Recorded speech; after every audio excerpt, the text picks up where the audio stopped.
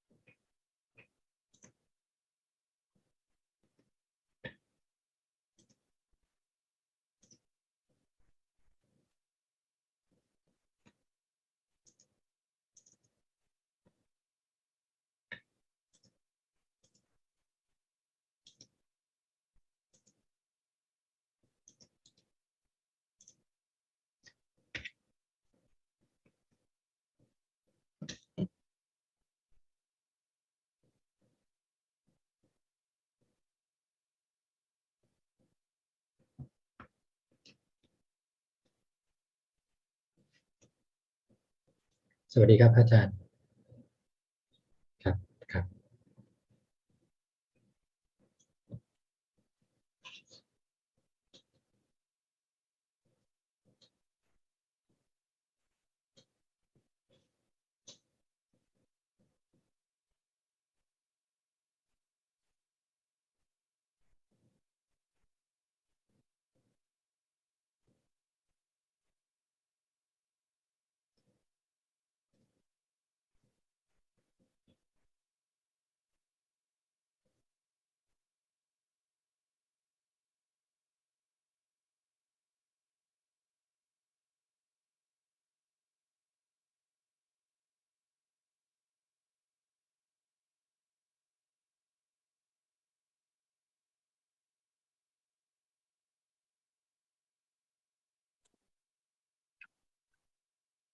Greetings, everybody.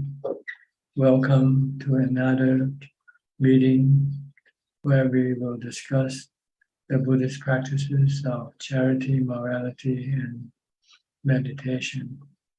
Everyone is welcome to join. If you have any questions, you can wait in line and we'll go on a first come, first served basis. The first one tonight in the room is Felicia Chen from Malaysia. Felicia. Good evening, Ajahn. I don't have question for tonight. My meditation progress is good.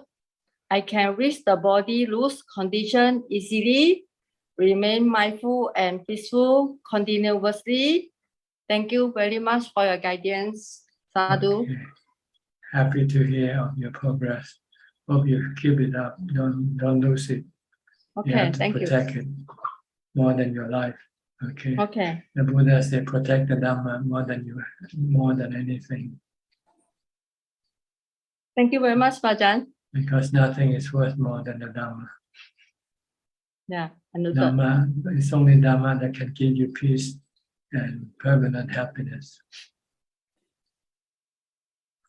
Okay, next, Nanapat from Ubon Ratchathani, Thailand. I don't have any question ค่ะท่านอาจารย์ Okay. Yokbei from New York. Go ahead, speak. Good evening, brother. No question tonight. Only my daily report is maybe the same. We are still very busy in our hotel. That's why I am working there. Okay. Next is Kok Sing from Singapore. Good evening, Rajan. I just like to clarify one of my doubts, and that is some time back you have actually advised me to practice samatha meditation so as to achieve jhana and equanimity, such that if I have any physical sickness like fever, I do not need to go and reach out for painkiller and so on. So I'd like to clarify because presently I have a bit of running nose. So I was thinking whether to take the running nose medicine, but this running or should I just endure it and practice samatha meditation. So I'd like to hear your advice. Well, think about when at the time, if you cannot get the medicine, what will you do? If I cannot get the medicine, I will have to endure the suffering caused by the sickness of the body. But if you can practice samatha, you will not suffer. So maybe it's a good time to test your samatha practice, whether you can live without using medicine and live with the condition that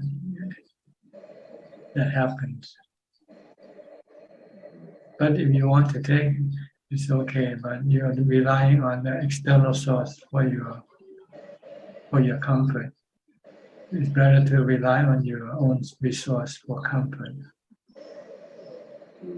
Because then you can do it all the time with every other type of illnesses. Sorry, Ajaan, when you say own resources, you are referring to? Yeah, samatha, equanimity, mindfulness, or wisdom. Okay, I will try it out. Yeah.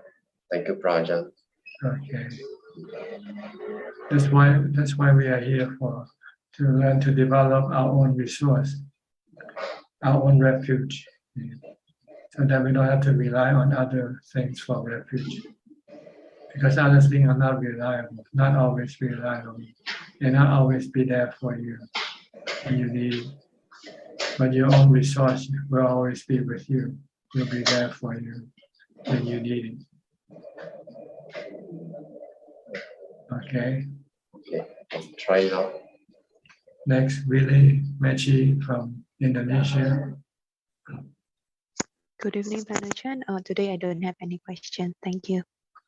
So far, so good with your new life? Yes, Ajaan. Better than before? Yeah, I feel much better than before. I enjoy the life in a monastery, and I can enjoy practice in this setting. Yeah.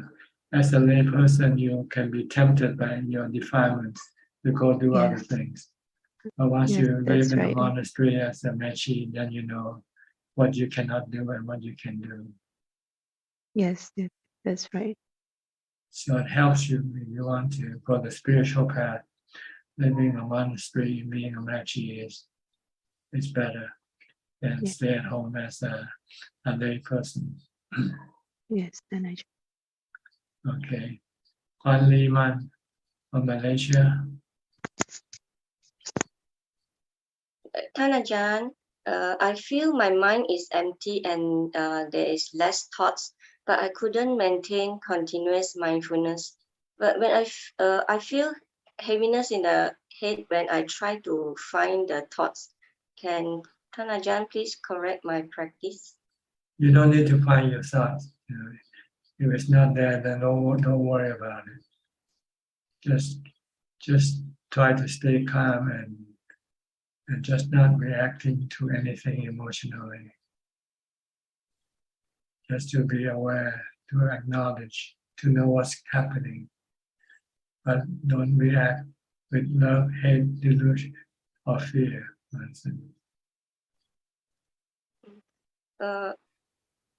Okay. Now I try to be mindful about the activities of the body, and when I'm tired of watching the activities, can I chant empty empty as the mantra to keep the mindfulness? You can try it, see if it works for you or not. When try just a word, it can be Buddho, Namo, Sangho, Anicca, Dukkha, Anatta, whatever it is to stop your mind from thinking, reacting emotionally. Ajahn, can we say that mindfulness is to keep the knowing elements on what is happening in the mind and body? Keeps the knowing element from reacting to anything. Just to merely be acknowledging or merely knowing, but not reacting emotionally. If it requires reaction, it will use rationality, loving kindness to react, not react with hate or greed or fear. If you have strong mindfulness, your mind can just remain non-reacting. It's the safest thing for the mind to do, is not to react. So I have to develop continuous mindfulness so that it will develop further. Yes, that's the goal. The goal is to continue to develop. And at the same time also develop more equanimity by doing more meditation and also. When you have nothing to do, you should meditate. Instead of going after sensual objects, you should meditate. No. Don't watch YouTube, don't listen to anything. Don't talk to people you don't have to. Try to stay alone as much as possible. And meditate. Okay. Okay. Yeah. Thank you, Ajahn. Mechi Mamio from Thailand.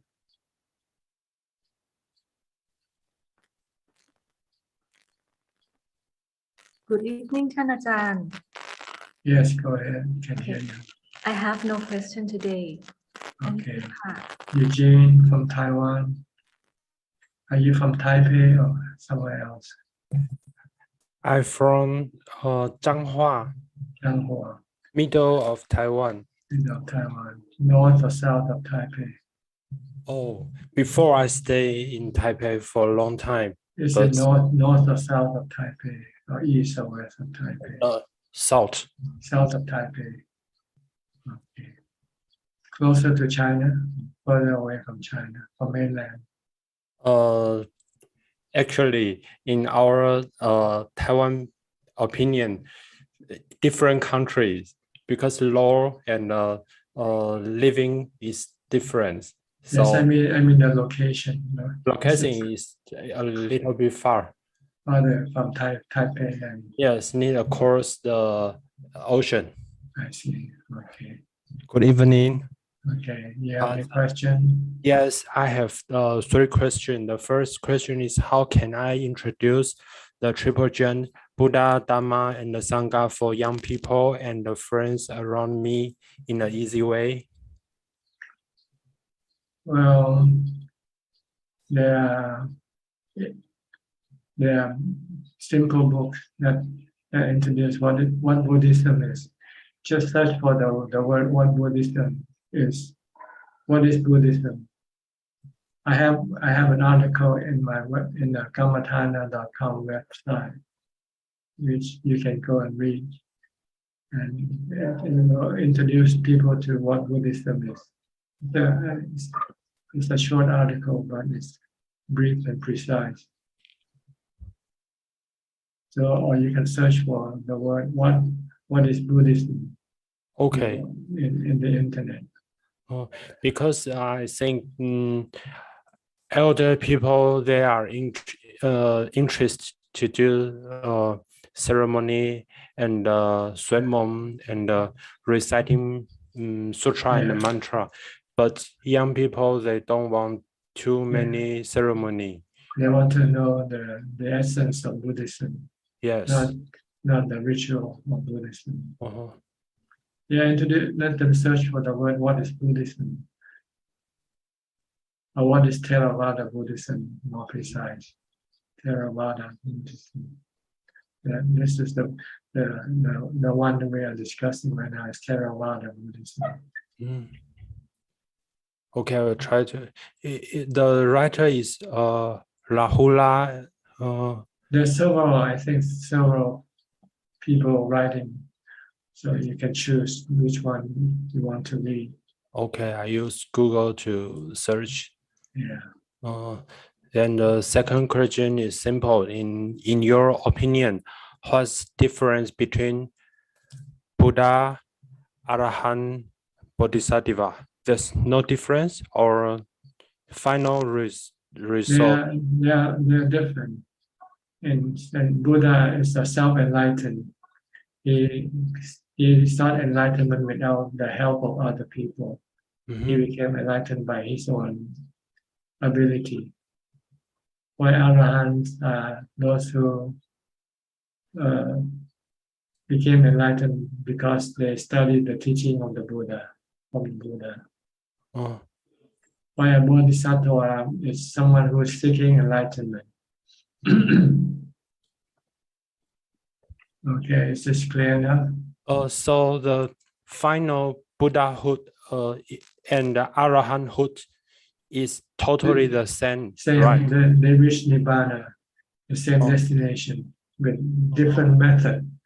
The Buddha reached Nibbana by himself, while the Arahant has to wait for the Buddha to tell them the path, the way. A Bodhisattva is someone who's seeking Nibbana. Someone searching Nibbana by themselves. Yeah, until when they found the Nibbana, they became Buddha. Okay, it's very clear. Then the final question, several ways from you taught me to practice the Putto be a non-stop mantra to cut my thought. At first, I full energy to do it. Then after 1 or 2 weeks, I feel energy become less and less. I know it's also anicca, everything impermanence. But may I make short examples? When I first time go to Thailand, I eat tom yum. I feel very special, want it more. But after several times, I feel the taste become less and less. So how should I do to continue full energy to do practice Putto? Well, you can take a short break, and then when you feel you don't have energy, then you can use the Putto again. So you can take a brief break if you feel it becomes monotonous or common. But actually, it shouldn't be, because if you can keep reciting Putto, you should be more energetic, actually. So I'm not sure what's the reason for you losing the energy. Maybe because you're not reciting Putto enough. Oh, okay, then I try more. Yeah, you should try more. When you don't have energy, then you should start. It means you're not reciting Putto anymore, right? Okay. I try to find the reason, and the next time, if I still have some question, I will ask you again. Thank you, Paza. I think usually it's because you stop reciting Putto. When you lose it, then you lose energy. But if you keep reciting Putto, then you have strong energy. Thank you.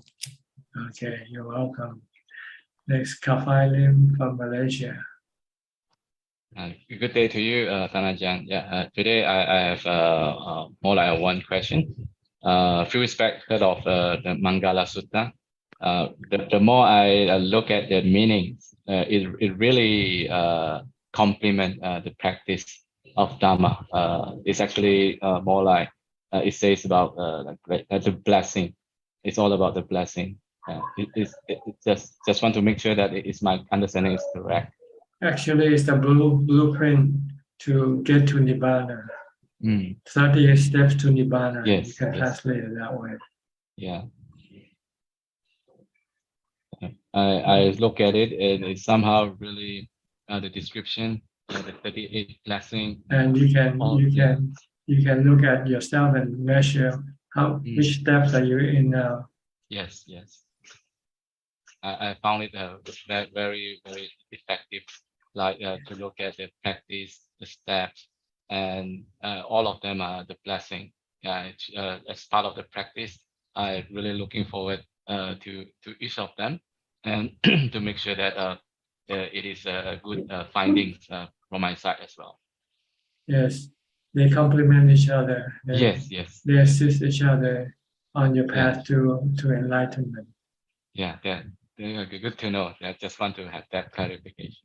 Yeah, I'm very grateful to know that. Yeah, you should study the 32 Mangala steps and then try to see which steps you haven't yet followed. Yes. First step is to associate with the wise and avoid the foolish. Yes. Yeah. Because you don't learn anything from the foolish people, you learn from the wise. Yeah. Especially the wise in Dhamma here. It means wise in Dhamma. Yeah. And then also one of them is listening to Dhamma. Yeah, I can see that. Okay, anything else? No, that's all. Thank you, Ajahn.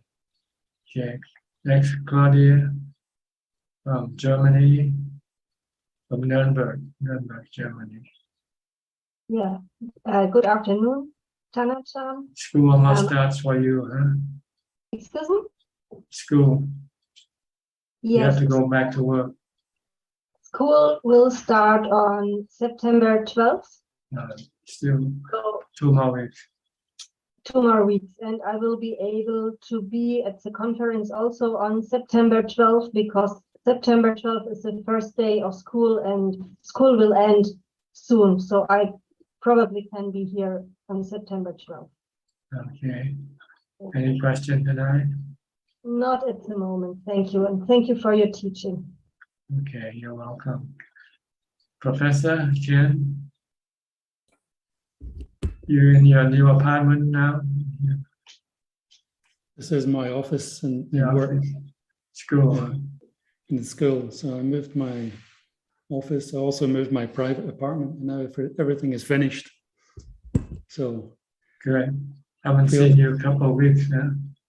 Yeah, I managed to spend some time in the monastery here to practice a couple of weeks ago. So I was practicing in the quiet. So it was very good.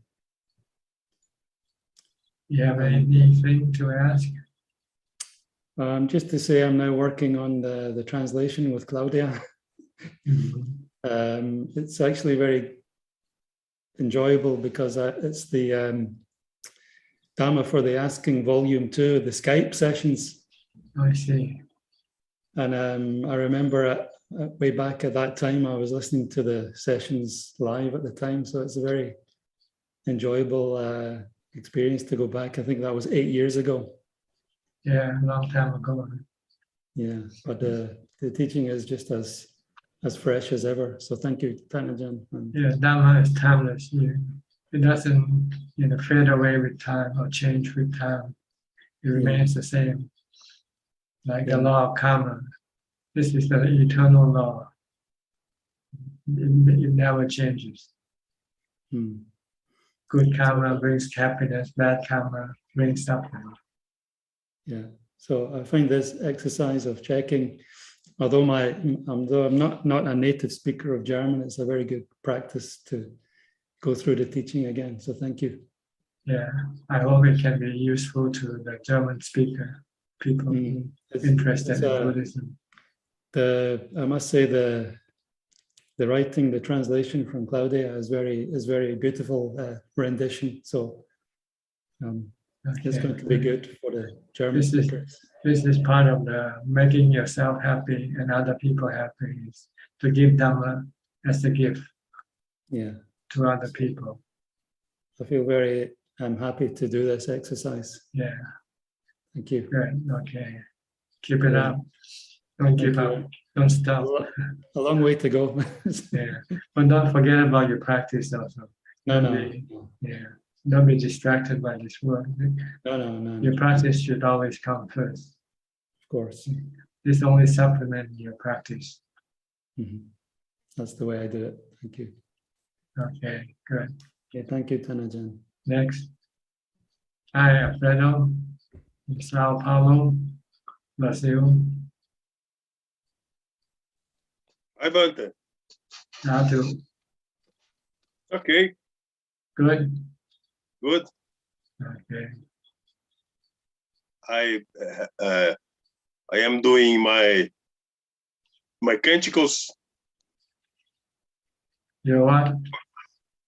my recitations is okay. Your meditation is okay. Good. No, recitations. Our recitation, Bhutto.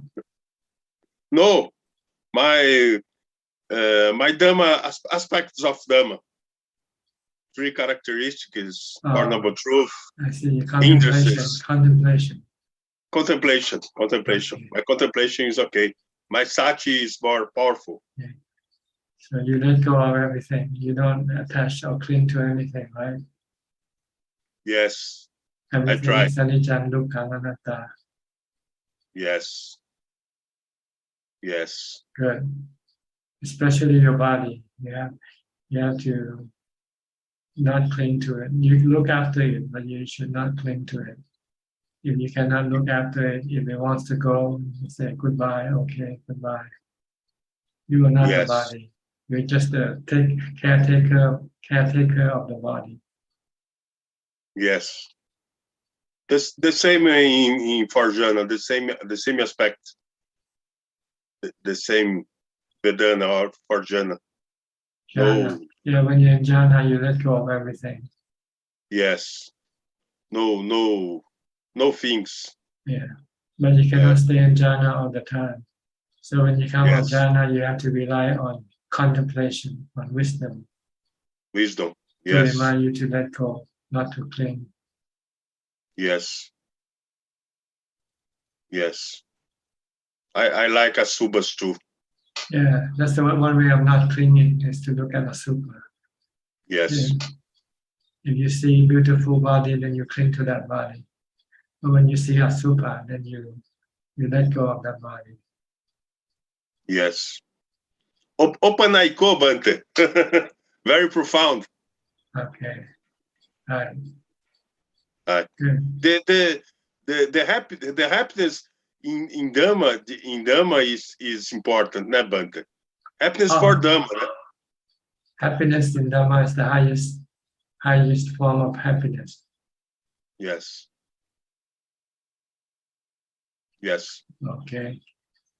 Stick to the Dhamma. Okay. Yes. All right. Okay. Next, Ken Genso. Ken Genso from Penang. Ajaan, good evening. I just want to say Sadhu time 3 to Mr. Gaudia for the translation and Professor. Yeah. Okay. Next, Sri and Jack from Vancouver to Canada.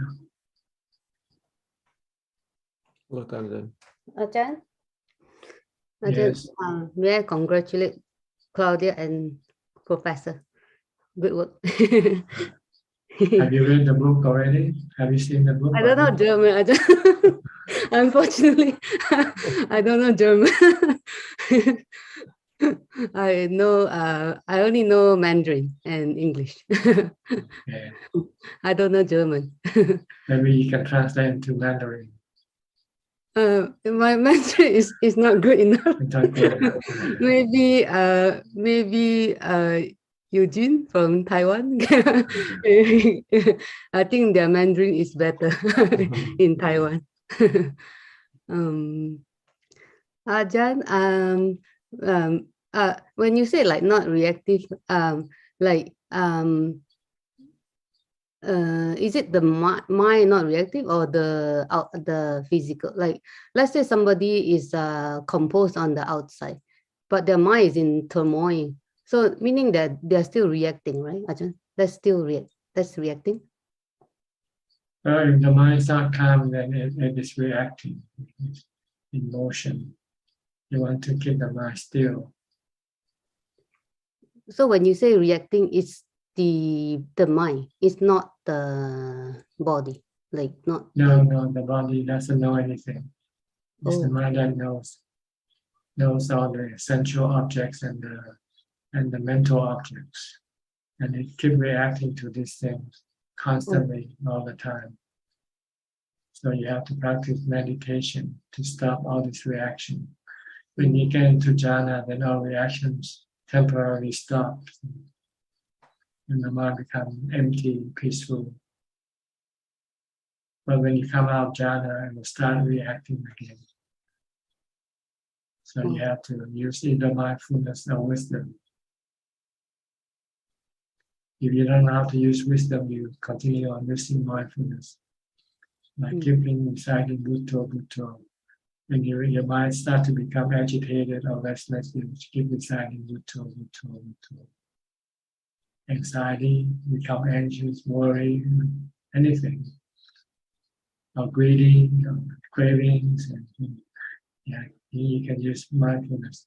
Bhutto, Bhutto, Bhutto. Or if you use wisdom, you teach the mind that the things you are reacting to are anicca, dukkha, anatta. They're essentially they are illusion. They're not real. They're like movies. You watch movies and you react to movies, right? Yeah. But in reality, things happen in the movie cannot happen to you. But you don't know this. You think what things happen in life is happening, is affecting you. But actually, you're just like an audience, somebody watching a movie.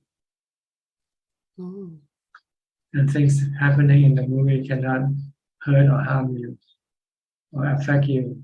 But since you don't control your thought, you went along with the movies and feel as if you're in the movies yourself, right?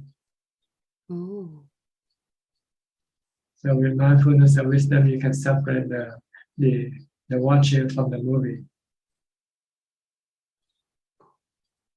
Everything that we hear are all like movies, and the mind is the one who is watching this movie, and thought it is, and thinking it is real, and that it is in the movie itself, in the body. But the body is just a character in the movie.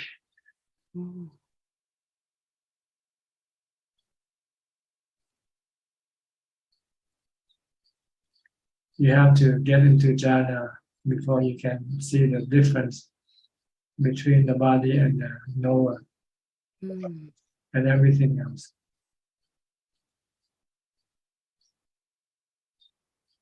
So jhana is very important for you to be able to see reality as it should be. That's not what you think it is.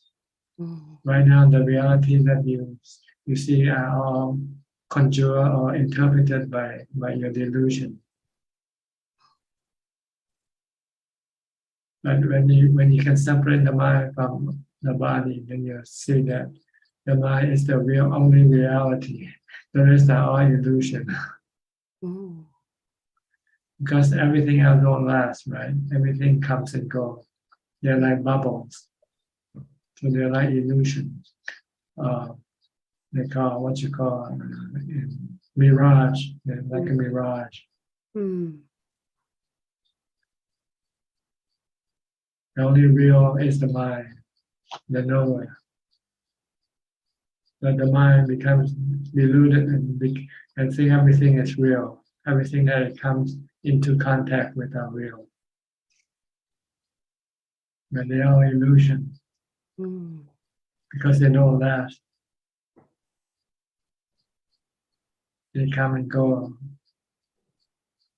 Look at all the people in history. Where are they now? They're all gone, right? Yeah. So are we. We will be gone too one day. All of us. We are just like bubbles. Bubbles form and then they break up. Our body forms and then they will break up. So you shouldn't take things seriously. You should look at it as a joke. Life is a joke. Why get so serious about it? You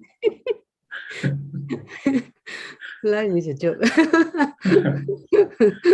You can see Ajaan Suchart, you understand that it is a joke. It's not real. Impermanent. Ajaan means impermanent.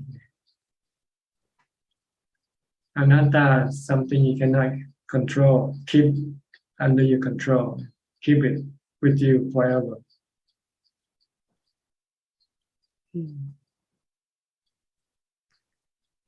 So if we understand this, then we look at life as like an audience watching a movie.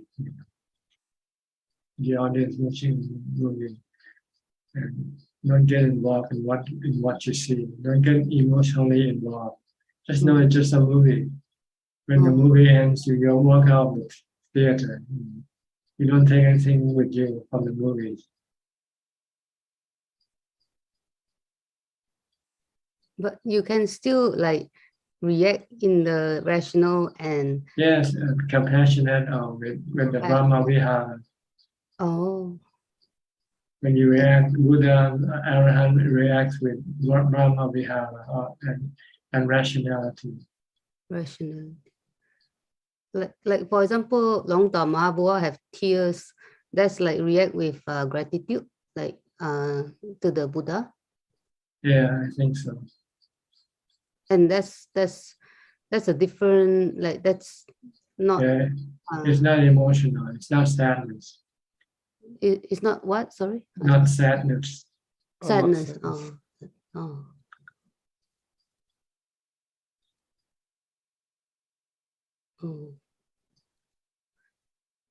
That Ajahn, like if like in if for example you're saying like life is a mirage, but when we are in samadhi we can actually see that life is a mirage. We can actually see the difference like in samadhi. Yeah, because you're in samadhi, everything disappears.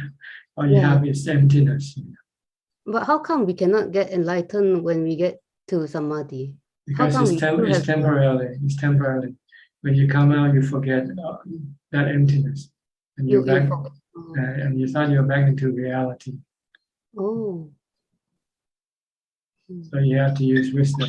You have to be able to see the special characteristics, which you don't see. When you come out, you start to see yourself, a person, me, I, mine. And you have to really study all these objects that you see, and you can see that they are just made up from the four elements. Everything in this physical world are made from the four elements.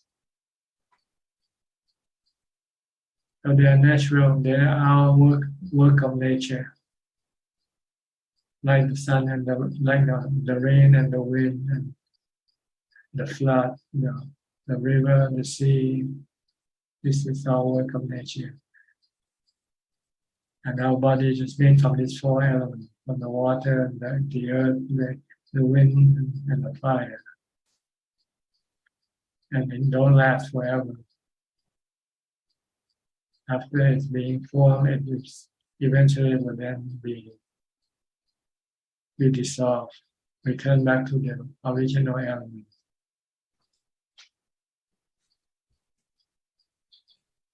So this is a constant process of integrating and disintegrating of the four elements, like bubbles. New bubbles form and old bubbles break up, disappear, replaced by new bubbles. New body appear and old body disappear.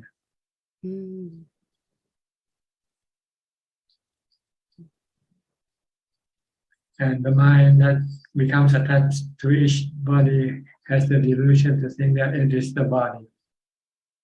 So it clings to the body, and it doesn't want the body to disintegrate. When that happens, it gets dukkha, because it doesn't want it to disintegrate. Craving for being. It wants this body to last forever.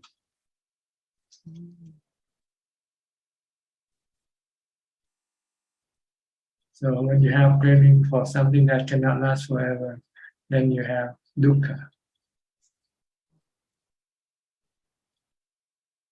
But once you understand that you cannot crave for permanence in the impermanence, you cannot crave for a self in something that has no self. You cannot crave for happiness in something that is suffering.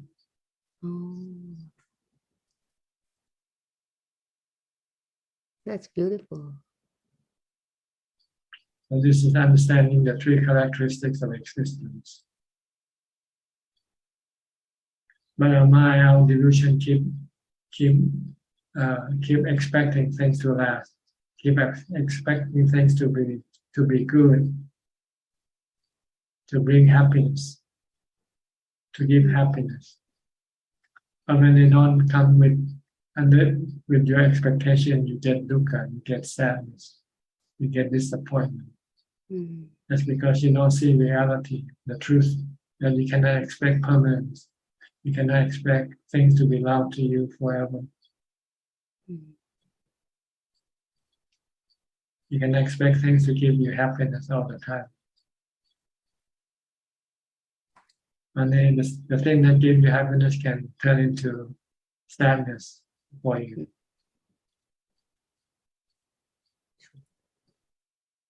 This is contemplation on the three characteristics of existence. Of all forms, animate and inanimate existence. Not just only the animate, the inanimate also.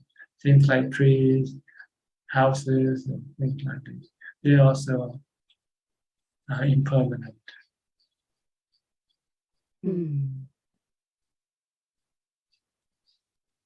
Okay, anything else?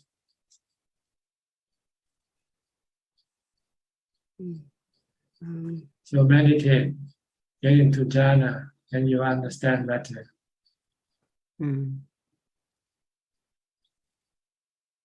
You have to enter the spiritual world to get to know the mind. Right now you are in the physical world.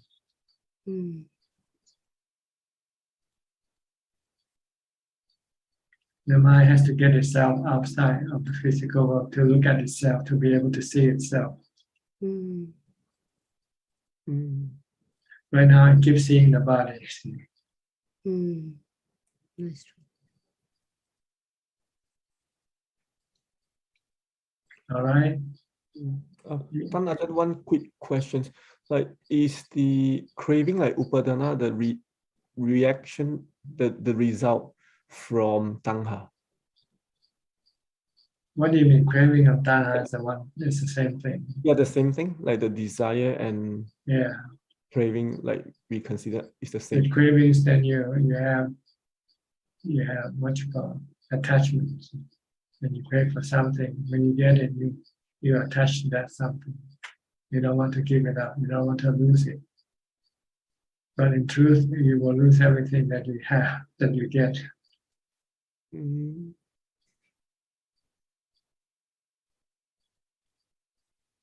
Okay. So when you lose it, you're craving. You get new cravings to replace what you lose, right? So you keep replacing. You lose this body, you replace this body. So you have rebirth. But if you can stop all your cravings, then you don't need to have anything to make you happy. You can be happy existing alone. The mind can be happy by itself, of itself. It doesn't need anything to make it happen. But the delusion is telling the mind that it needs to have things to make itself happy. It needs essential objects. It needs essential objects, mental objects, to make it happy. But instead of making it happy all the time, it also gets unhappiness, sadness, because all the essential objects are not constant or not permanent. They constantly keep changing. So when they change from good to bad, then you get sadness of happiness, you get sadness. But if you don't rely on them to give you happiness, then you don't get any sadness from them either.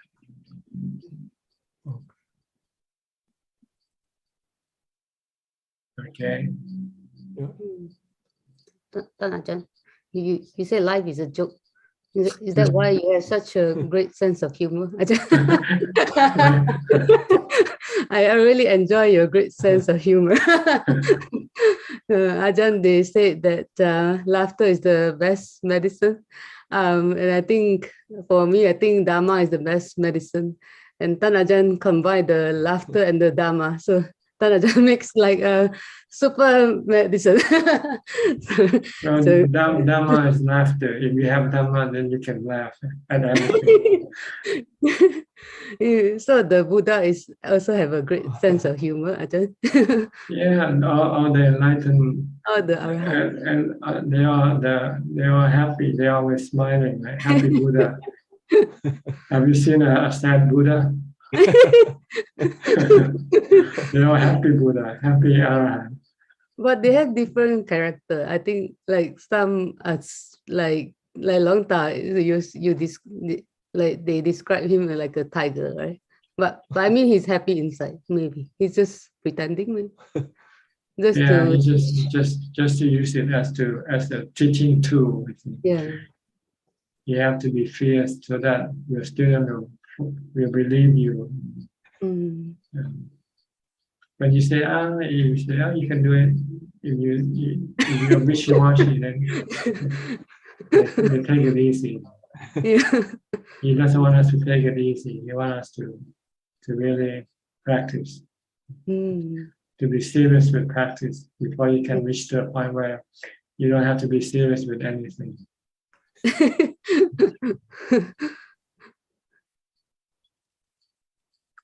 All right, let me go to the other people. We can come back later on if we have more time. Okay, Adelaide, how are you, Michelle? Good evening, Ajahn. How's your health? Okay. Well,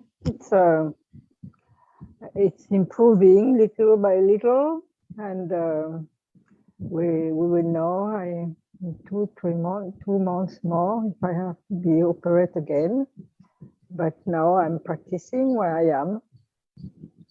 Still in Udon Thani, in the forest in town, in the kuti, in the mini forest.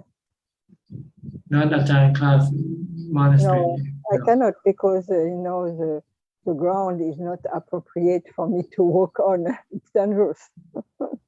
Okay. I cannot walk properly actually, so I have to have a safe condition.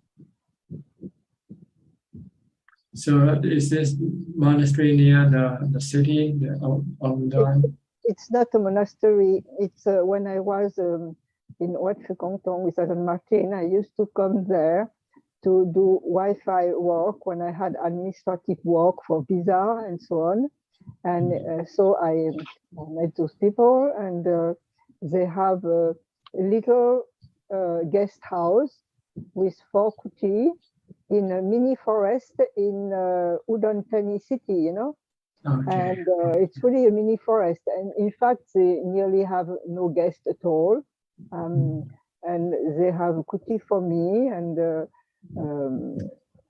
it's very quiet, and it's in the forest, the trees, and it's very quiet. So it's a very good condition for practice. Yeah. Except that there are lay people with all their issue, and not practicing, and that is other problem, But okay, I try to do with what I have, and we take the best opportunity with what I have. All right. Do you have any question tonight? No, thank you. There is a Kuba Ajahn who he doesn't want me to go back to the monastery because he said I have to sit down and have people caring and so. And he said, I will come very often to see you and teach you. Then he's coming at my place. I'm very blessed, very blessed. Okay, good. All right. Nothing else to say. Nothing else. Okay. Good talking to you. Next, Christine Goe from Malaysia or Indonesia. Long Po, good afternoon. Good evening, sorry. Good evening. Yeah, I'm from Penang, Malaysia. Okay. Yeah, I have one question. For all the sainthood, start from Sotapanna. So, do they have body suffering if they sick? They still have the same thing. The body doesn't change, doesn't become enlightened with the mind. It's only the mind that becomes enlightened. The body still get old, get sick, and die. But the mind is not affected by the aging sickness of the body. So when they, when they sick, they still suffer with the body? They don't suffer. They don't suffer. No suffer. But they experience the pain of the body. But they don't react to the pain. They have equanimity. So example, if like how do I say, when skin or organ, when they feel sick, like before they die, so the body still pain, then they don't. The body is pain, but the mind is not pain with the body. Doesn't feel pain with the body. It feels pain, but it doesn't react to the pain. It doesn't have any dukkha from the pain.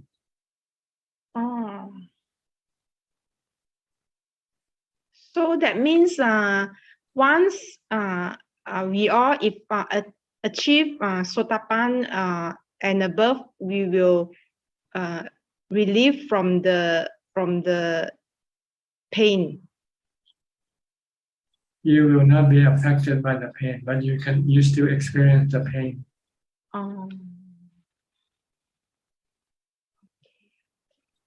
So you can coexist with the pain.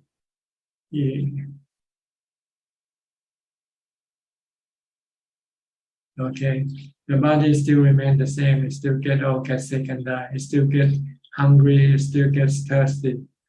So when it's thirsty, you have to give it water to drink. When it's hungry, you have to give it food for it to eat.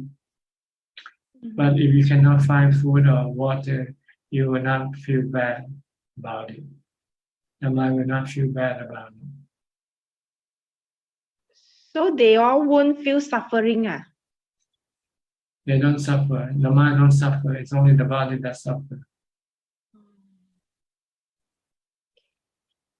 That's all my question. Okay. Thank you. Next, Belinda from Singapore.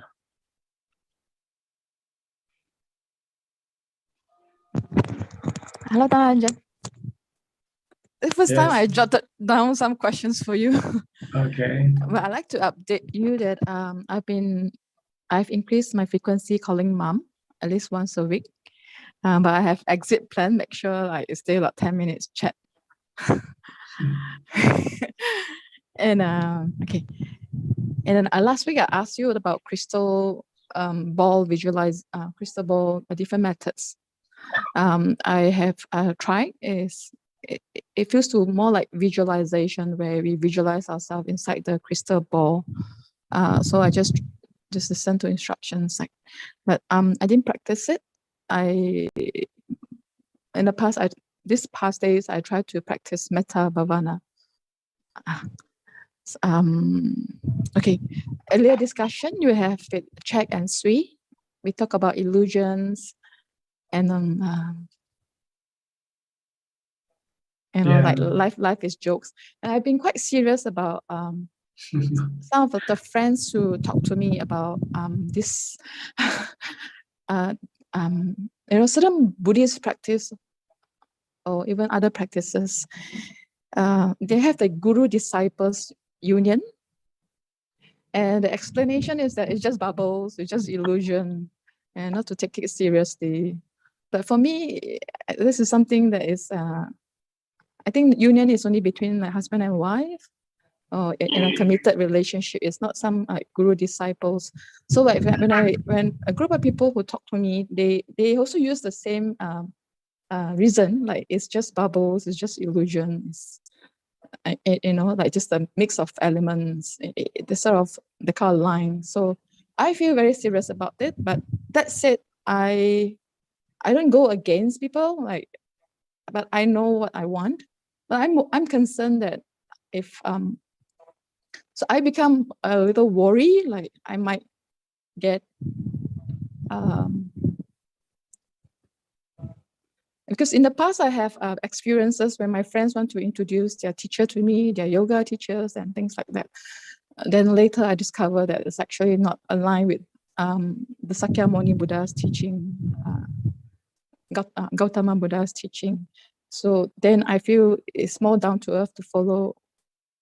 I feel I prefer to stick to Sila. That is what is being taught by Sakyamuni Buddha. Union is only happen between husband and wife or committed relationship, but not the guru-disciple relationship. So I take it very seriously when it comes to such. But I met a group of people who talk about these are just illusions and along the same line like what Ajaan has explained. So these are a little gray area where, you know, so these are the things that I hear from. So I was very serious about it, and I'm starting to feel worried that I might get to know certain people, and they might cast something that that might trigger my own delusion, my own greed, my own lust. So it's not easy to discern or to how to draw the line. So I'm very rigid about this. So maybe Ajaan can comment on that. Well, you have to, if you want to be strict, you have to be strict with your practice of charity, morality, and meditation. This is your lifeline to, you know, if you cling to these practices, you will be safe. So other things you can think them as illusion. But this is not illusion, the practice of charity, morality, and meditation. Okay. It's essential for your freedom from illusion. It will take you to the point where you start to see that everything is it's just an illusion.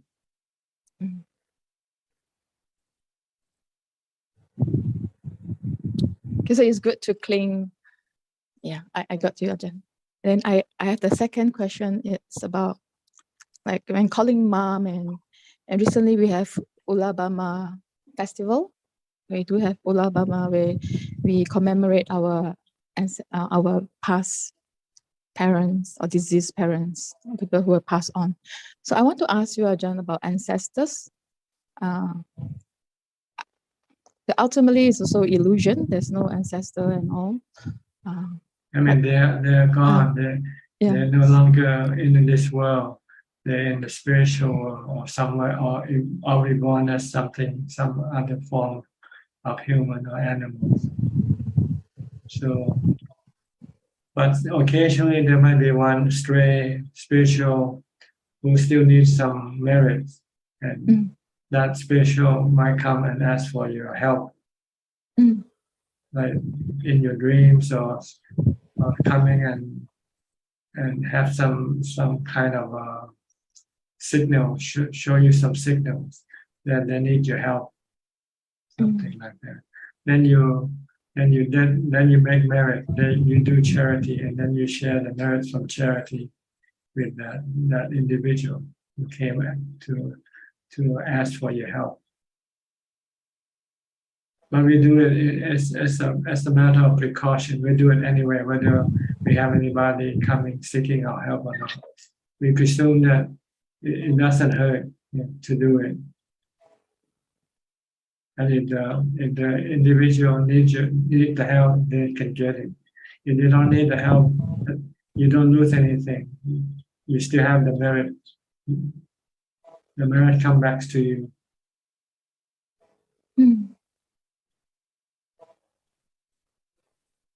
Okay. Ajahn, so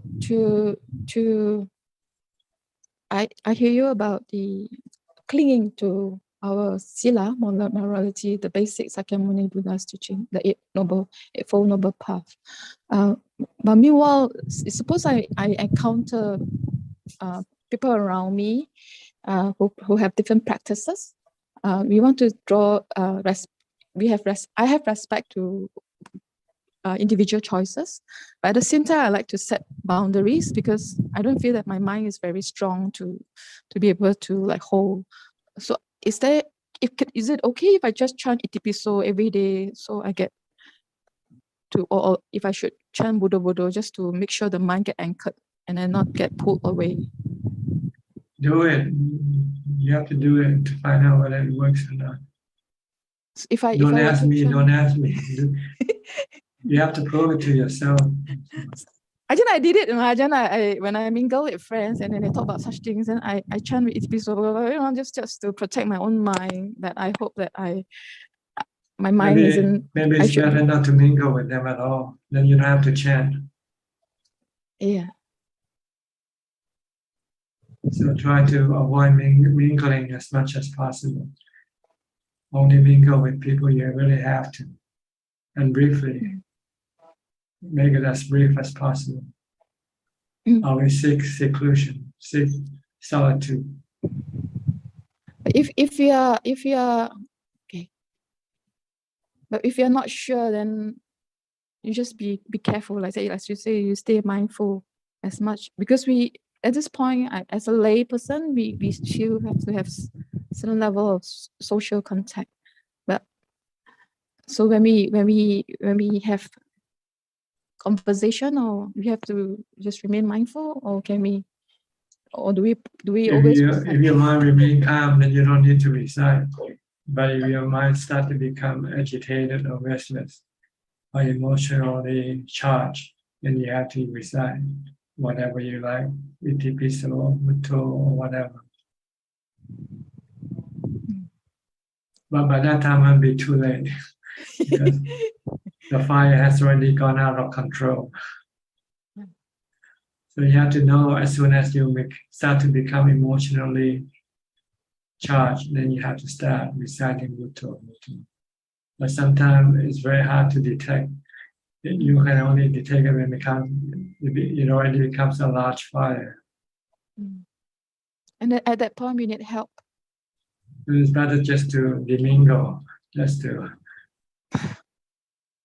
excuse yourself and go to the toilet. Okay, panic room. Okay, Tanajan, thank you so much. Okay. Thank you. Philip and Adeline from Malaysia. Good day, Tanajan. May you be well and happy. I personally don't have any questions. Adeline, do you have any? Not right now, Ajahn. Not right now. Okay. Happy to be listening. Thank you. Gary from Singapore. Gary. Good evening, Tanajan. There's this one question. Actually, I just remembered something that was taught to me from Thai Kubachan. He says, "Mai yin di, mai yin lai," which means no like or dislike. That's right. No like or dislike. No love or hate. Just play in the middle. It's equanimity. Okay.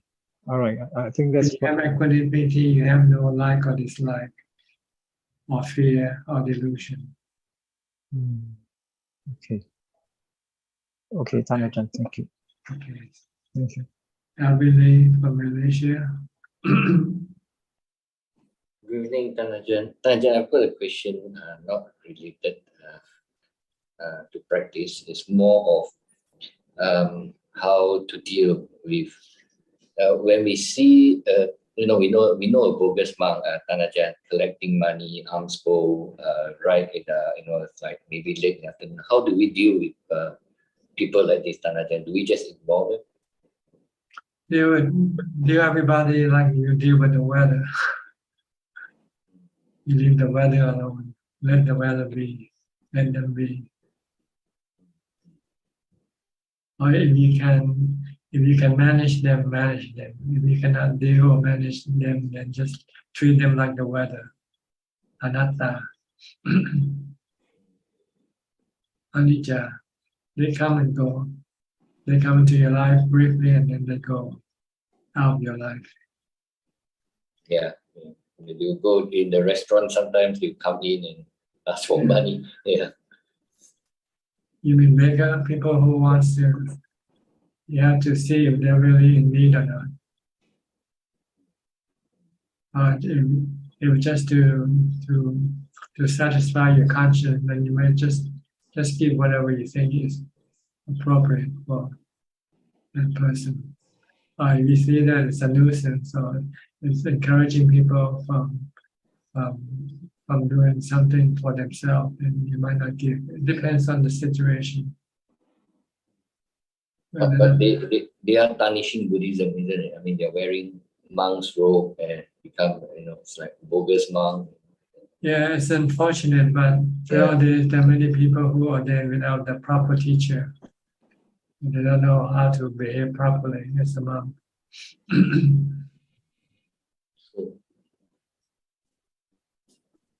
Okay, I know what to do. Yeah, just treat them like weather. Okay. Next, Rusli from Indonesia. How are you, Rusli? Good evening, Ajahn. I'm good, thank you, Ajahn. How are you? Good. I don't have any question for tonight. Thank you, Ajahn. Okay. Next is Chittakorn. Chittakorn, where are you from?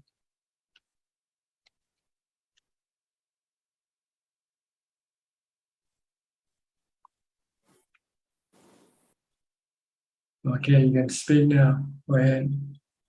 อาจารย์คะหนูคนไทยค่ะต้องพูดภาษาอังกฤษเปล่าคะ ต้องพูดภาษาอังกฤษแต่นี่มันท่องภาษาอังกฤษนะ อ๋อเหรอคะthis is my first time so I just found YouTube so I join in If you want to speak Thai, you have to wait for tomorrow night at the same time tomorrow night. Okay thank you Okay. Next, United States ID. Who is this? Okay. Namaskar Kanoi and Tommy says I'm coming on Facebook. I don't have any questions today. Okay. B. Robin from Bangkok. You're next. Hi, good evening, Ajahn. I was just admiring the analogy you made about having a panic room, using the restroom as a panic. I just related it. Rest your mind. Yeah. Restroom. That's the safest place, right? Nobody bothers you. Yes. Just come to think of it, it's very useful. Sometimes if we are panicking, we don't know what to do. Just excuse ourselves. Calm your mind. Go calm your mind. Yes. Regain your composure by reciting mantra, chanting, or Yes, very useful indeed, Ajahn.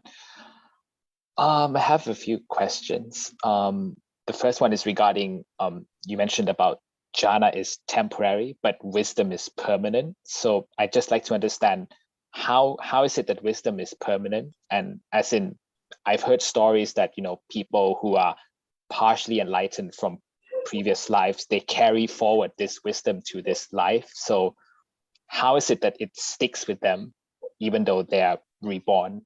Or is it because the mind never dies and it just That's right, the mind doesn't die, and what you have developed remain in your mind with you.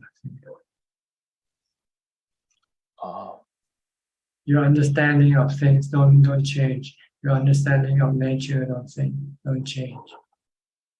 Like impermanence or anatta. This is something that you gain after you study or contemplate and investigate. And it has to be linked with the consequence of understanding this thing.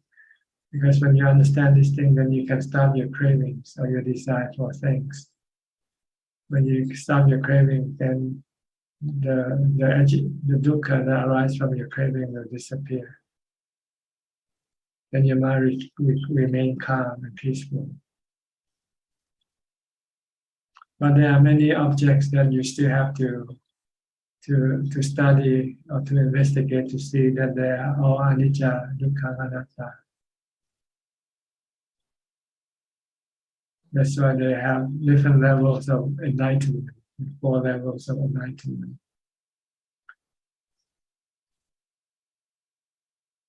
Wisdom will get rid of the defilement, which is the one that causing the mind not to have equanimity. Once there is no defilement, then the mind will remain in equanimity naturally, automatically.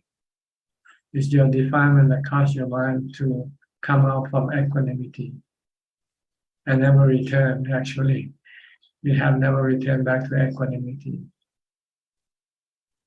So you need to bring the mind back to equanimity. And the easiest way is to use mindfulness first. Mindfulness will bring the mind back to equanimity temporarily. Once you get back to equanimity, then you want to keep it in equanimity by using wisdom to prevent the defilement from causing the mind to come out of equanimity. By seeing that everything that the defilement wants is suffering, is dukkha, is anicca, is anatta.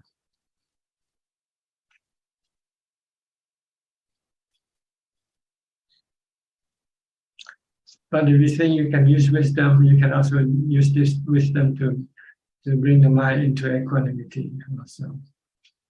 Like if you want a raise and your mind become agitated, and you say, what the hell is this raise? Money is just temporary thing. One day when you die, you're gonna lose it all anyway.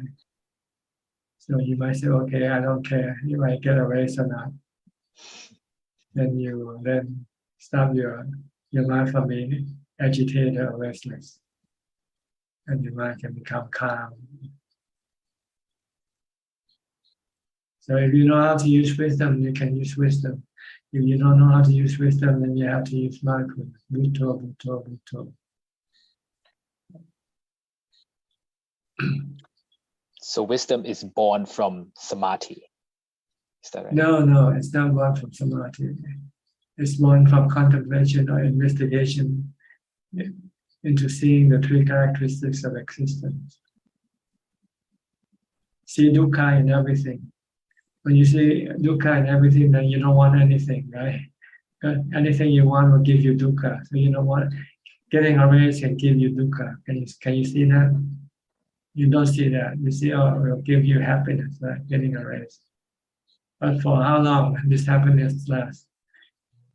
After 1 month or 2 months, you want another raise already. Never ending. Yeah, that's right. Never ending. And when you don't get it, then you get dukkha again. So it's not wanting to get a raise that will keep you happy all the time. Because then you will never be disappointed. And never have to expect for a raise. Because you don't want a raise in the first place. You're happy with what you have. Contentment is what you want to. Yes. So it's kind of like taking things as they come. Yes, be happy with what you have. Be thankful for what you get. Then you'll always be happy. Take things as they come. Easier said than done, though. And also know that whatever comes will also eventually go away anyway. Yes. Because everything is just an illusion. They're not real.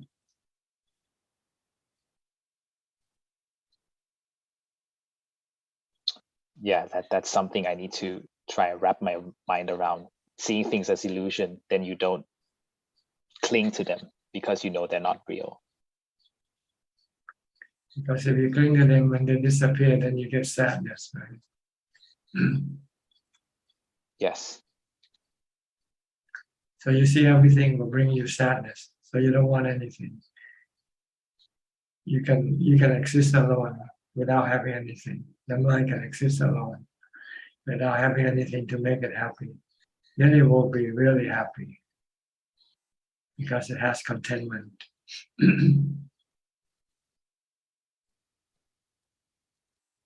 Okay, any question? Yeah. Any more question? Yes, just one more.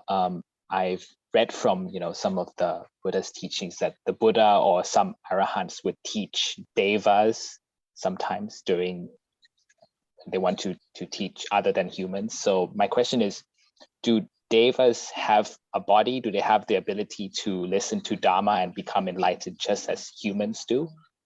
The devas are like living creatures, virtual creatures. When you dream, can you look at your own body? Can you look at yourself? You usually don't see yourself, right, in a dream. You dream, you go places, you eat, you anything like that, but you never look at yourself, right? You never see yourself in a dream. Very rarely. Okay. That's the same way with the devas. They are spiritual beings. They are dream creatures. So they still have a mind, they still have the 5 khandhas. That's just why they can. Just a 4 khandha, without the rupa khandha, without the body. Oh. And in order to reach them, you have to have psychic power. You have to have upajjhara samadhi.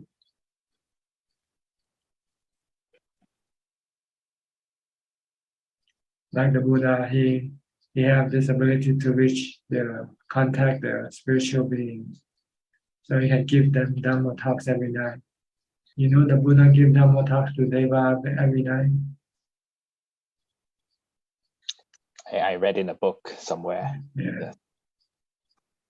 The Buddha has 5 activity daily activity. In the morning he goes on arms round. In the afternoon he teach lay people Dhamma. In the evening he teach the monks and the bhikkhunis Dhamma. Late at night he teaches the devas Dhamma. And in the morning before he goes on bintabat, on arms round, he scans the mind of people to see who needs his Dhamma most.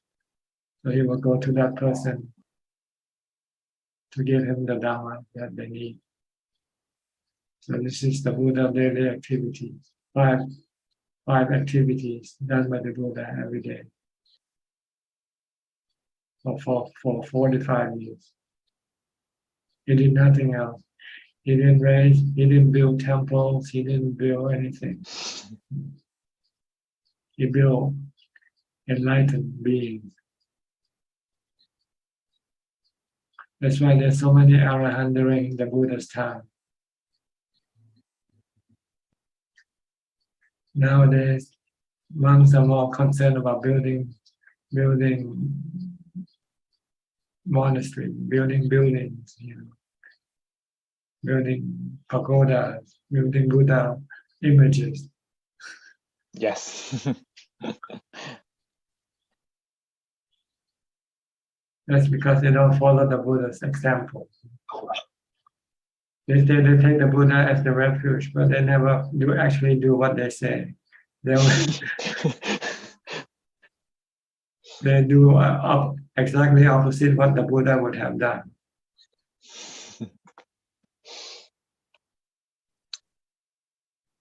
So people who were born in the Buddha's time are considered very lucky or very blessed.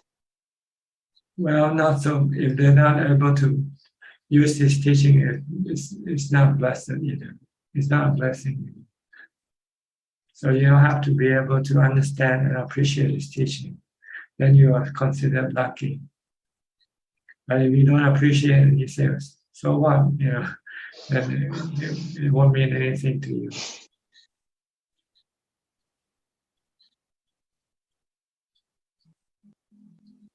Okay. That's true. Yes. Well, I'm considered blessed to be in Thanajan's presence. So thank you very much for your teachings. All right. Next, Somchai from Pennsylvania. Working all the time, Somchai. Good evening and Sawadee Krabท่านอาจารย์ thank you and yeah, that's a young man kind of pretty good idea and a good mention about I come to tell you about I got some homework about what was it about the word as mindfulness. So I go to the teacher in English. The professor said mind and full come into mindful. Then mindfulness. If the mindfulness is a higher word and also can be make decision right. That's what I said. Oh, mind is just a mind. You can have this, but mindful, you can think and you can decide what you do. But the fullness is always a positive way. You think, you decide, and you know. So this last week I didn't come in with C. So, but I think about it, and yeah, I study and I learn that it's make me do some homework, and also last word is like a wisdom, and I kind of start step by step about this, and also and really help me about my life. I stay in ton of people, society came from everywhere in the world, so it's make me kind of little calm, and when they say and just kind of ignore them, like pretty much helping me about this. So that's what I come to let you know. It's give me pretty much it's a help me calm and give my life a little bit easier, not get too mad, get angry, get get so pissed too much like that. So okay, good. Then I can keep you calm, keep you happy. Yes. So like you told me last time, said the kid grown up, it's not my fault. Let the life them going. So before I always thinking about them, about how they doing. I didn't help them good enough. Maybe I didn't buy them a car or buy them a house or something. So it just the way them life for some. So you told me, said let that go and don't push too much and don't. It's not my fault or something like so. But that's so good. So thank you, because I can talk to, and less of this world is you cannot express out, so they can listen. So thank you so much. And I try to get fly precept and 8. Sometimes I mess it up a lot of time with 8 precepts. It's because I go travel somewhere, so I get so hungry, then I eat it. So that's about it. So thank you so much, Ajahn. Thank you. You're welcome. Next, Carissa, national land. ได้แล้วปะนมัสการเจ้าค่ะ Okay, speak English. It's หญิง from เชียงใหม่พระอาจารย์ The cat and one dog. Yeah, Yes. yeah. Okay, I remember you. Our dad passed away today เจ้าค่ะ Okay. And we would like to sharing about how we get through the tough week. Just the last week. That is the really final week of our dad life, and what the feeling of how we handle with the emotional, because a lot of people think that must cry, but we didn't cry. Yes, I didn't cry. And people call whole day. Yeah. Last week, I talked to you about the dialysis for my dad at the hospital, and then I went to the hospital to meet the kidney doctor, and he said my dad need to admit for do the reload the nutrition and things about the calcium and sodium is very low. Yes. And then we boost up his body with the other vitamin and stuff. The doctor said, but just 3 hours passed. The doctor said my dad was shocked and get into the coma. And I use your word, you teach that you've been teaching me. I know because I catch up your teaching from the Tuesday that we met. Wednesday, Thursday, I keep catch up your teach, and I use it when the times come. My dad was shocked, and then I saw I มองดูเฉยๆที่พระอาจารย์บอกอะค่ะ Yeah, just observe. Yes, I just observe, and it's all responsible for of doctor and nurse, not me. So I just observe. Yeah, that's good. You And don't have, I observe my mind as well. You don't have to feel sad. Yes, I not feel sad. Feeling sad doesn't change anything. Yes, your conversation that past the Tuesday went up to my mind after I saw my dad talk, and I realized. So I thinking of Pajan, and then I use it well. Yeah, that's the benefit of having the Dhamma. The Because Dhamma, I got you, Pajan. It's the You Dhamma. teach me. Yeah, but it's the Dhamma that teaches you. Oh, okay. And sati, yes. And then after that, our dad have to go to the ICU, and doctor said he will not getting up again.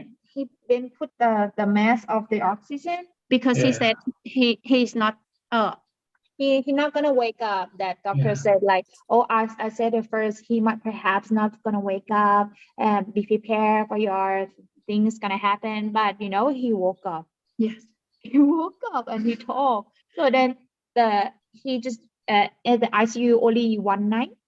And the next day he get out. He come back home. He got back home, but with medicine on his arm. The doctor put a little bit of nutrition and morphine. Yeah. To get less pain. Yeah. Yes. When you talk to him, he understand everything. He knows. He turns like normal. Like you can talk normal. When I asked him like, did you have pain? He said no pain, and I'm hungry. I want to eat. So I feed him as what he wish, noodles, and he ate a whole bowl. พอก่อนต้องพูดต่อว่ามันเป็นบุญยังไง Yeah, so he is look normal at home, do everything normal.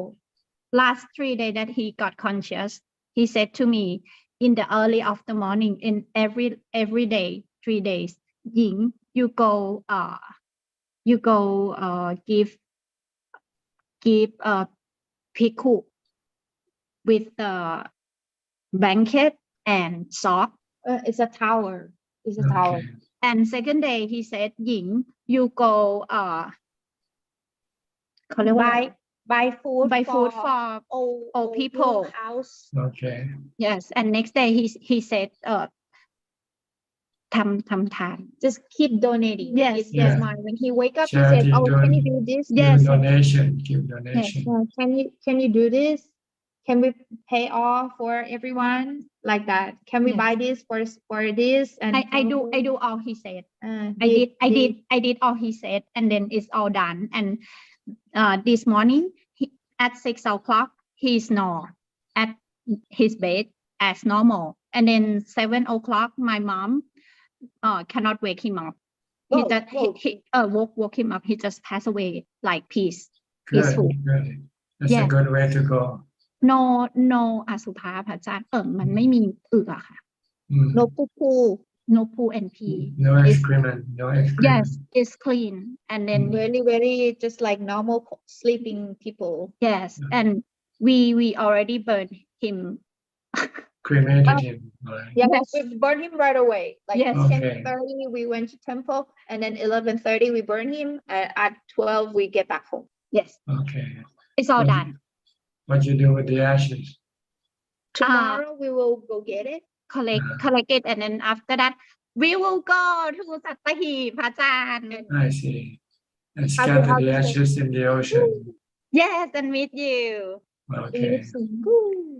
But after the monsoon season. So maybe next month. Mother says so. All right. No need to cry. No need to Not be cry. sad.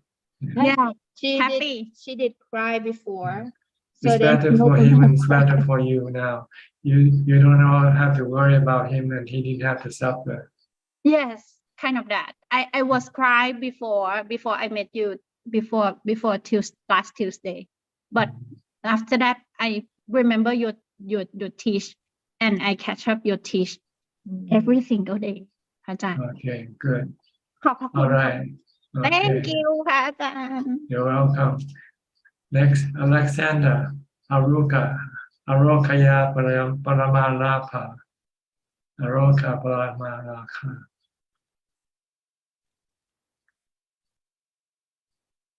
Cannot hear you yet. You have to turn on your microphone. Unmute your microphone. Okay. Go ahead, speak. You listen to me? Yeah, No. speak louder, speak louder. Oh, okay. I know why. Now it's better? Okay, better. Okay. Teacher, that was a lock of beginning lock. I don't know how to say this in English. When you first time you do something and you get lucky. And I start with this name, Aroka. Aroka, yeah. Aroka means having no illness. Yeah, it is true. It means having no illness is the greatest blessing. I could cure all my illness when I was in Amazon. I had some, and not anymore. But okay, I need the hormone since I was born. You know, I have to reproduce hormone. I don't consider it sickness because otherwise I have hormone deficiency. So then the calcium not get fixed in the bone. So I don't know if it's considered sickness, but further I have no sickness. I'm 64 and healthy, and now even more healthy after being. You made good karma in the past. It's one of the consequences of making good karma. It makes you live longer and without sickness. Sadhu, and have met you too. Good karma. I consider for me it's a good, very good karma, not only good. That's the best karma ever happened to me. It was after meeting Buddha teachings to meet you. Sadhu, good. Sadhu. Teacher, I have one more nice good karma history. I just find 6 monasteries here. One with Upajaya, and one is that's in Denmark, and one is in here, half hour from my house by car. But I go by bus, so it's 1 hour. And the monarch allowed me to put my Kutmobile. I bought a caravan that you pull with the car, and he allowed me to put in the stationament. So I am between the bush, between the cemetery and a temple, Buddhist, Dhammatalk. And he knows you and he respects you a lot. He showed me you in Thai. I think he follows you sometimes. Is this a Thai monastery? Is this a Thai monastery? Or? Yeah. Ladies, they bought it. The ex-church from a Protestant church. Very beautiful. They reformed it all. It's fantastic. They're bling, huh? Everything really fantastic. And I will place it in my Facebook, so you can see there, or I can send to Ajaan Ibi also some pictures and he show you. And then yeah, then I'm back in my way, and I have more nice views. Actually, I feel like yeah, that is everything going the row, one thing after the other, just like magic. The Dhamma is fluent in my life. You told me to when we get close to Upeka, when we have Upeka, we keep saying Buddho, Buddho, Buddho, we may enter Dhamma. Last time we met. So I did it, but then we Anapanasati. We was in the dins, Avon, night dins. So then we just meditate 1 hour. They didn't allow me to go on. Somebody wake me up, and not wake him up, touch me. He told maybe I was sleeping, because then yeah, was finishing the 1 hour meditation and then stuff. So I could not go further, and that was 2 days ago. And so next day I try again, and it works. You just go on with focus on the breathing, and then you enter jhana. So what I had was almost an asanika jhana. So but I see everything changing the next day. Every time my mind go to the future, I pull it back. I can see it every time. And then I come to Buddha, Buddha, Buddha. So you see so much new. So nice karma, indeed, what you said. Okay. Is that all? You have nothing else to add or question? Yeah, I have to go back to the monastery to put winter protection in my wagon. So I have to bring the bicycle to the shop. So I have more things, yes. I dreamed that I was in somebody came to me and said, I'm gonna show you some special psych powers. I'm gonna show you how to transform. And then I said, sorry, I'm not interested, because that's not my way. I don't want to go for magic powers. I go for jhanas. For jhanas, it's different way. And then the dream go on.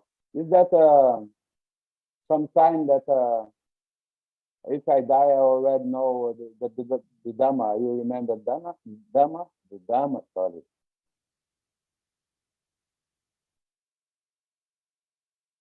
I cannot quite understand what you say, because the sound is quite not clear. I catch some of your words, but not entirely. So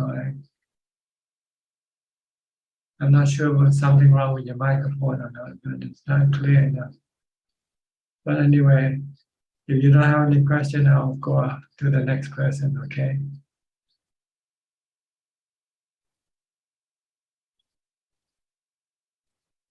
All right, okay. Next is Evie from Indonesia. Namo Buddhaya, Ajahn. Can Ajahn hear me? Yes, good. Ajahn, how to build a fence between Khanda and our heart, so that everything I receive in my daily life doesn't hit my heart right away, whether it's good or bad, because everything is dukkha. That's why you have to meditate to get to Ubeka. Once you have Ubeka, then everything will, you're not coming to your mind. You come and go. They don't stick to your mind. I think I to using Buddha, so it hit my head and I got the headache now. I don't know. Then this every time you come and talk, this is always the problem that you mentioned. Yeah. Yeah, maybe. Maybe you should do chanting first. Do some chanting. Itipiso. Itipiso. Bhagava Araham Samma Sambuddho Vichājarana Sampanno Sukhato Lokamitu. Keep chanting first. Maybe it's easier. Maybe one word is not too good for you. It's too repetitious. So you want something different. Maybe do chanting, long chanting. Repeat and repeat and repeat and repeat. Yeah. Not only Buddha, Buddha. Yeah, because the Buddha, Buddha maybe. Yeah, it's too repetitious. It's too short, and you get bored. So chant long verses. And the cause of my headache is the defilement, or maybe through using energy. Your mindfulness is not strong enough, so your defilement keep reacting negatively, keep creating these obstacles. And make me headache. So the headache causes is the defilement. Because if it say I use too much energy, every day I was thinking the other thing, that is so use the energy. Why cannot? Because your defilement like those type of thinking. Your defilement doesn't like to recite Buddha. It's too boring. It's too boring. But thinking about making money, thinking about eating, thinking about buying, shopping, this the defilement likes. You can think all day, and you won't get a headache. And no headache. That's right. If I Buddha, how can be headache? This is the big question. This is because it's something that defilement hate. The defilements against the Buddha, Dhamma, and Sangha. It's their enemies. They are bitter enemies. The Dhamma and the Kilesa are bitter enemies. So I think the defilement is very terrible. Headache like this, so terrible. Okay. Yeah. Okay. Thank you, Ajahn. I think that's all the people we have in the room. Do we have any newcomer? No more. Okay. And how about Facebook? Do you have any people from Facebook tonight? Question for Facebook? Yes, we have 15 questions from Facebook,ท่านอาจารย์ Okay. First person from Jitta. First of all, he would like to update his practice. Dear ท่านอาจารย์ sorry to take up other Dhamma friends' time. Just a quick update about my fasting. By this Friday, September 2nd, for the past 31 days in practicing the continuous fasting, in turn with 1 day, 1 meal. I have done the 1-to-1 for 10 days, 2-to-1 for 9 days, and 3-to-1 for 12 days. I have to stop it as I am traveling soon and I will revert to my usual daily 1 meal during trips. However, I will reflect this fasting method and apply it in my daily life frequently in the future. Thank you, ท่านอาจารย์ for teaching me this effective method. And there are 3 questions from Jitta. The first question is, Dear ท่านอาจารย์ bowing to you in full respect. Sorry that I did not make the question clear last Tuesday's. Empty body in meditation. I mean for those meditators who experience their body disappearing or could not sense their physical body existence during meditation. It is because that they are contemplating anatta on their own body during meditation. I never thought about applying anatta on my own body. I'm only apply anicca plus anatta to handle those delusions and plain less during meditation. But this way to apply anatta on my own body sounds interesting. I would like to seek ท่านอาจารย์ advice in advance before try it. Thank you. No, when you meditate, you stop your mind from thinking about anything, about anicca or anatta. You don't want to think. You want to disconnect the mind from the body by reciting Buddha, Buddha, Buddha. So when the mind becomes disconnected from the body, then the body will disappear from the mind. You don't have to contemplate anatta or anicca for this. You just have to focus on the mantra or on your breathing, on your breath, to separate the mind from the body, to disconnect the mind from the body. And second question, dear Thanachan, as for Asupa on 32 body parts, personally, I dislike blood and disgust any kinds of killing behind meat. So I found contemplating the lohitam or blood is more strong for me. While for the 10 stages of decaying crop, the last 3 stages of the breeding lohitaka and the worm-infested Poluwaka and a skeleton Attica make more sense for me. Organ-wise, I'm contemplating those major organs together with a whole picture. Is this sound correct? Thank you. Well, the goal or the purpose is to let go of your sexual desire. So whichever part of the body can do this job, then it's okay. And the third question is, dear Thanachan, still regarding the Asupa, as most time I can mentally chant Putto in my most daily casual activities, so it won't be so difficult for me to switch Putto to visualize the breathing body, worm-infested body, skeleton body, or organ map of my own body as I wish. However, I am reluctant to contemplate this way on the other body, as it looks like very rude, as what I have mentioned before. I regard every life being as my kinsman or my kinswoman in my past life and try to respect them as much as I can. So I do not know how to proceed on contemplating Asupa on others' body. Will I become very cold or cruel like an X-ray machine if I see everyone as a skeleton, or that the price for seeing the truth? Thank you. No, you just see things in a more obvious. You see, before you always look at half of the body. You look just at the outside. So you don't have a balanced view of the body. So you want to gain a balanced view by looking at the other half of the body, the inside part of the body. It won't make you cold or heartless or anything like that. It will just make you much more informed of the true nature of your body and everybody's body. That it's not, half of it is good looking, but the other half of it is not good looking. Next question from Maya. Is there a rebirth? Thanachan? What do you mean?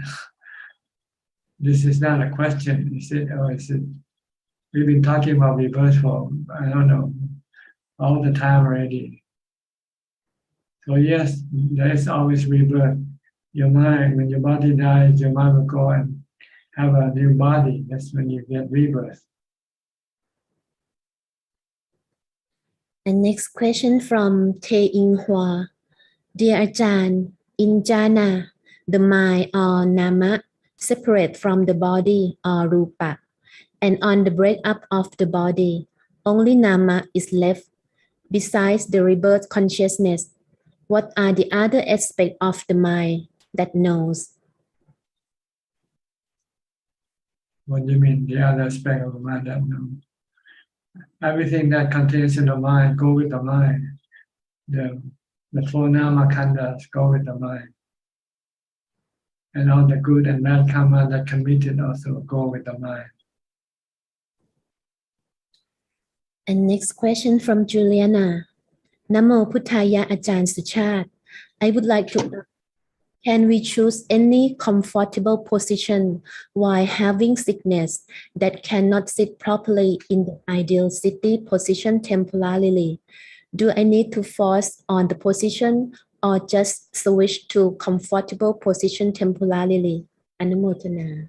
Yes, you can stay in any position you like, but the important thing is to have mindfulness, to calm your mind.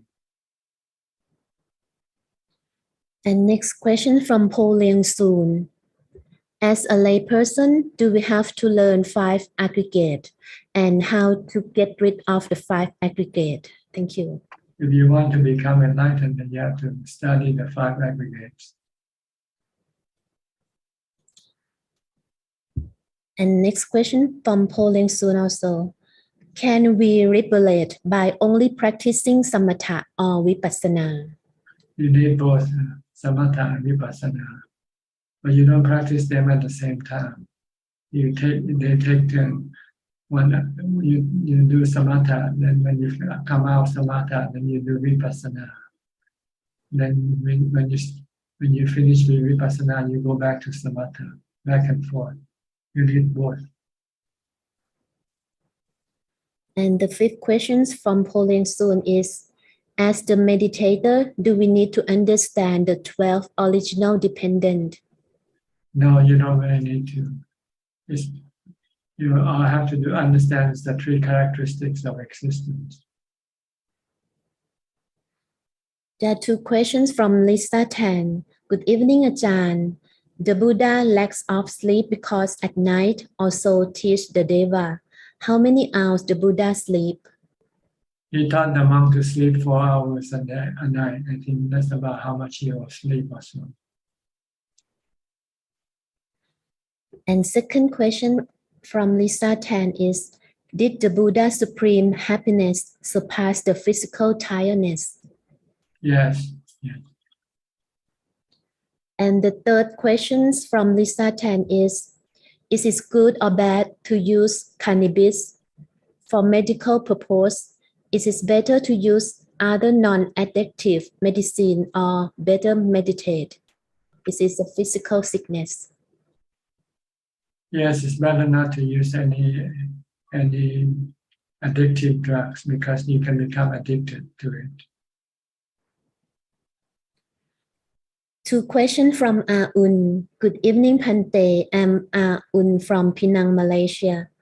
Pante, please explain. The first question is, how to know in Samadhi the 1st, 2nd, 3rd, and 4th jhana, or all jhana state is just label? You don't have to know them. You have to just keep on focusing on your meditation object, and then it will take you through the 4 stages of jhana. And the last question is, how to contemplate or investigate 4 elements from Lupa when out of jhana? Well, you look, how is the body formed? The body is like a house. When you build a house, you need to have what? You have to have cement, you have to have sand, you have to have water, you have to have bricks. It's the same way with the body. When you build a body, what do you need to have? You have to have the water element, the earth element, the fire element, and the wind element. Without this 4 elements, then you cannot build a body. Yeah. The body needs the wind, like the air that you breathe is called the wind element. It needs water. The water that you drink is the water element. The earth is the food. The earth element is the food that you eat. They come from the earth. The rice, you have to use the earth to plant it. So, and the fire is the heat that keeps your body warm. The heat from the sun, for instance.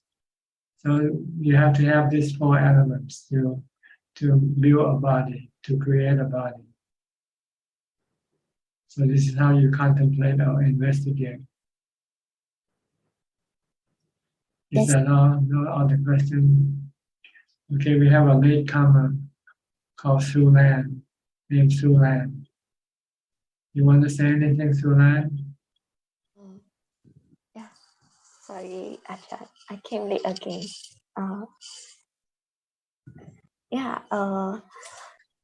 Recently I actually got a bit angry. then afterwards I became very tired. So I'm trying to be more skillful with my emotions. Yeah, you don't have enough mindfulness. So you might react emotionally to things. So you have to practice mindfulness and meditation a lot.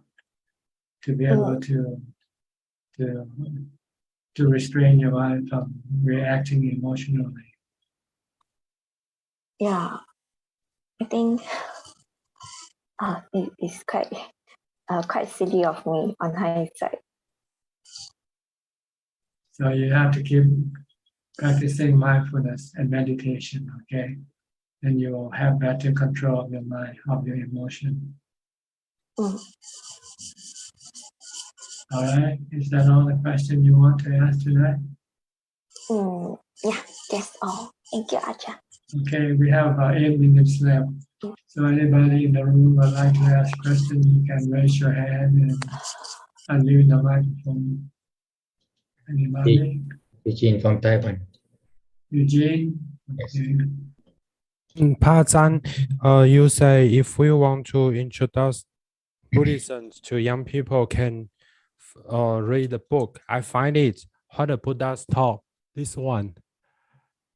But I think I read it before and buy a lot for my friends.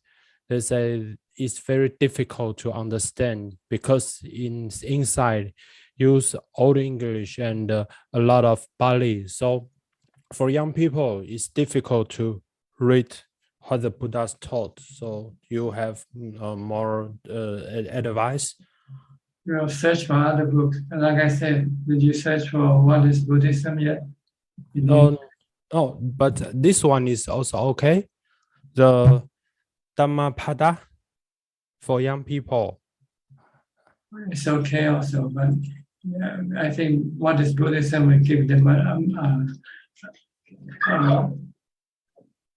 a definition of what Buddhism is about. The definition. You define what Buddhism is. What's the purpose? What's the teaching of Buddhism is about?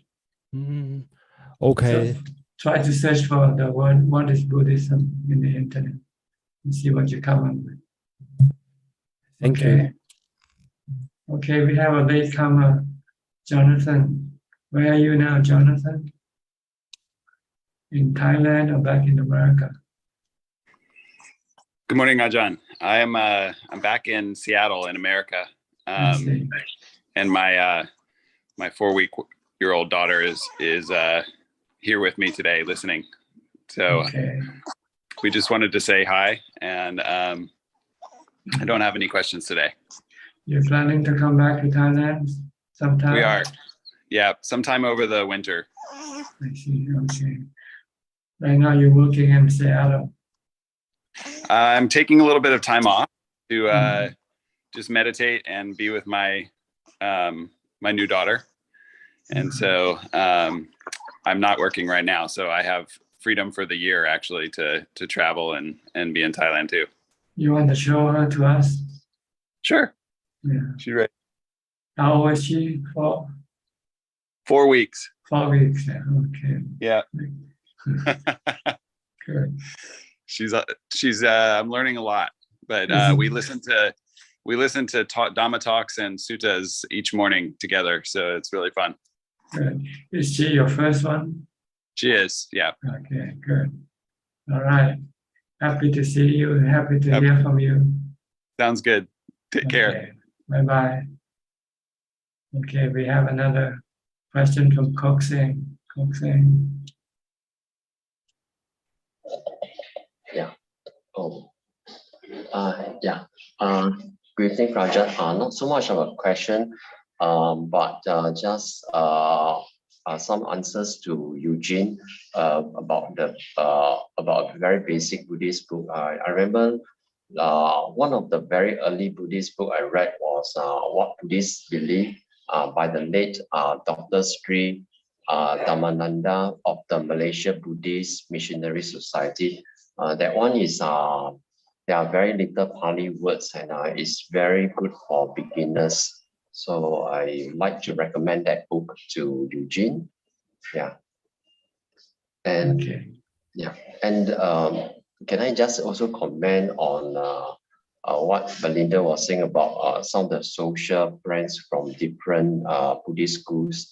I mean, in my WhatsApp group of my University of Singapore Buddhist Society WhatsApp group. So there are members who are from different traditions. Some are from the Pure Land, some from the Mahayana, some from the Theravada. And Theravada, there are some from different schools as well.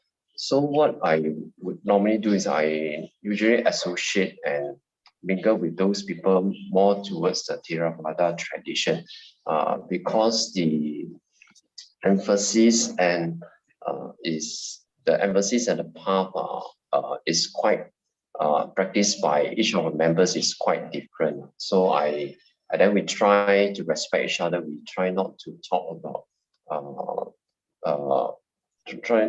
because sometimes there'll be differences. So we only try to. So I would normally try to associate only with those people who are following the Theravada tradition. Yeah. Okay. All right. Anybody else? We have about 3 minutes left. No. Okay, looks like everybody has no question now. So maybe it's about time for me to say thank you for your participation in this tonight's meeting. I hope it helped you advance in your practice. And in the meantime, please stay safe, stay mindful, and keep on practicing. And if all goes well, I'll see you all at the same time next week. Thank you and goodbye. สาธุค่ะ Sadhu. Thank you, Ajahn. Thank you, Ajahn. Thank you, Admin. Thank you, admin. Thank you, Bye. Bye. Bye, everyone. Bye, everyone. Bye.